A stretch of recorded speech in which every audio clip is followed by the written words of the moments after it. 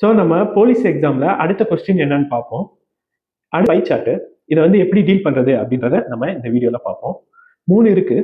என்னென்னா அலுவலகங்கள், அதுக்கப்புறம் பட்டதாரிகள் மற்றும் அரசு வேலையில் இருப்போம் அப்படின்ற 3 பை சார்ட் இருக்கு.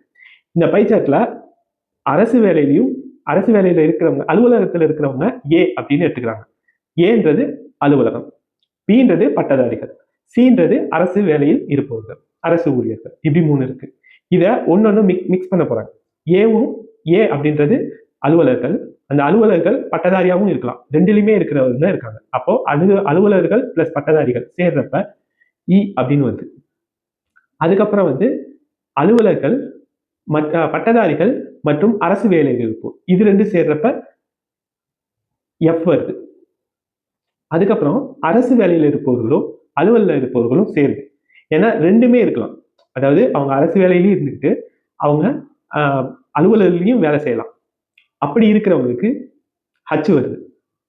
ஸோ ஏன்றது அலுவலில் இருக்கிறவங்க, பின்றது பட்டதாரிகள், சின்றது அரசு வேலையில் இருப்போர்.